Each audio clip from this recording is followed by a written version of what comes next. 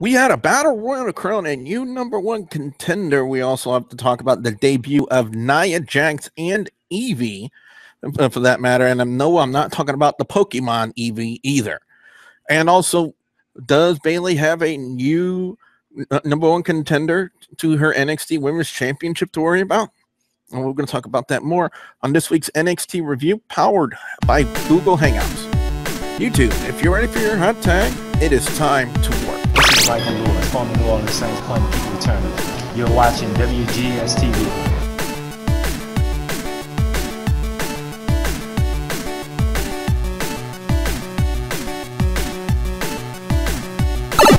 Greetings, YouTube. You have worked your way back into another installment of WGS-TV right here on youtube.com/Wrestlegamer. I am the Wrestlegamer, Double B Billy Bujo. Today is Thursday, October 15th, 2015. I just want to give you guys a quick update. I apologize in advance for no Monday Night Raw review this week. It has been kind of hectic trying to, get some time to actually sit down and actually talk about Monday Night Raw. But then again, if you see Monday Night Raw as of late, you might consider, if you want to talk about Monday Night Raw, consider being a glutton for punishment, because as of late, that's what Monday Night Raw has been reduced to: punishment, a 3-hour punishment that we have to watch.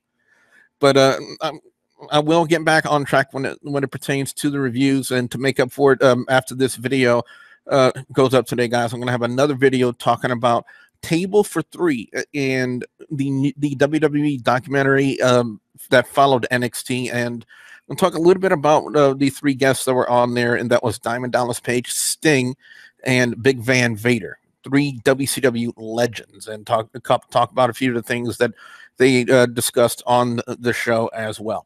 But anyway, let's get to NXT this week. We open up with Bayley talking about her championship win at NXT Respect and how great her match was with Sasha Banks. And I have to agree with the crowd that they were chanting that this was a match of the year candidate, and it really was. I think it really was. And it's really setting the bar higher and higher for women in professional wrestling today. Because, we all know what Vince McMahon's idea of what a diva is supposed to be, just eye candy. However, divas, I don't want to call them divas, female competitors like Bayley, like Sasha Banks, Charlotte, Becky Lynch, Paige, all of them are proving Vince McMahon wrong, that his idea of a diva isn't just eye candy, but actually good in-ring female talent. And she would end up getting confronted by Alexa Bliss, and we all knew what was happening here. They have to start a new angle now because they can't really do anything more with her and Sasha Banks, so they would have to insert Alexa Bliss into the mix. And Alexa Bliss really does have a lot of heat, especially with her association with Blake and Murphy in NXT, so it kind of makes sense to have her to try to go after Bayley, because technically right now there are no divas right now that can really be put into that mix for the NXT Women's Championship. They really can't put Dana Brooke because she sucks. Emma's nowhere near ready for something like that. Eva Marie, if they would have put Eva Marie in there, I would have barfed. Seriously, would have thrown up. I would have put my finger down my throat and forced myself to vomit just from being sick of seeing something like that. That's how sick I am of Eva Marie. But I gotta say, Alexa Bliss, they could make it work. I think they could. A heel Alexa Bliss could work to the storyline. Now we talk about 2 debuts in 1 match, and that was first the debut of Evie. Apparently she is a female talent from New Zealand, taking on Nia Jax. Apparently she's got a lot of Samoan heritage in her background, a lot of family connections. She's got a relation to Dwayne Johnson, The Rock. And of course, essentially, she also has a family connection to Roman Reigns, since Roman Reigns is the cousin of The Rock. I'm trying to think of who else is in her family. I don't have that information readily at hand, but basically, take Havoc from TNA, and that's pretty much what she got out of Nia Jax. She basically has that same build as a Havoc, as an Awesome Kong, or Karma, for those of you who don't watch TNA or never knew about TNA history, like WWE would like you to think that there's no history in TNA. And that's pretty much what we got her. She was like the overpowering, dominant style of Diva we haven't seen since Bull Nakano back in the old days. Bull Nakano looks nowhere near today that she did back when she was in WWF. I mean, she looks really good for her age and whatnot. But that's pretty much the only really good way that I can describe Nia Jax, is that overpowering, dominant style of Diva. And the only person that can really compare her to is Havoc when she was in TNA.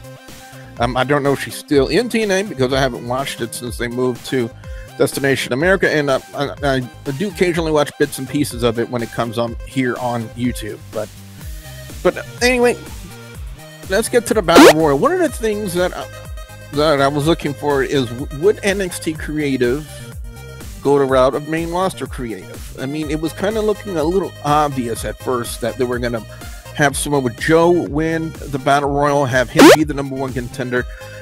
But I gotta say, I'm glad that NXT Creative kind of threw a curveball at us in the form of Apollo Crews.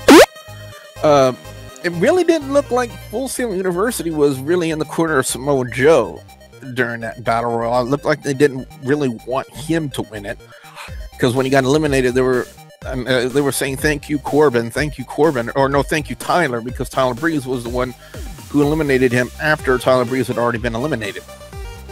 Yeah, doing one of these things. So you can kind of see what they're going to do there, start an angle there between Samoa Joe and Tyler Breeze. That's more than obvious that's what they're going to be doing right there with Joe and Tyler Breeze. And then if they don't go that route, I'm going to be surprisingly shocked.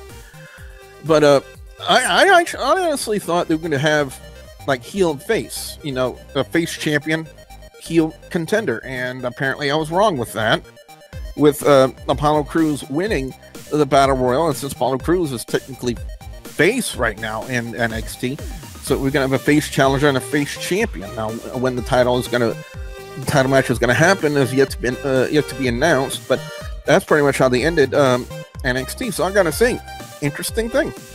Oh, I gotta say, they showed the backstage segment from NXT Respect with Dana Brooke getting looked over, and Asuka just came in, and I'm going to say about Asuka, every time I see her, it's like, wow.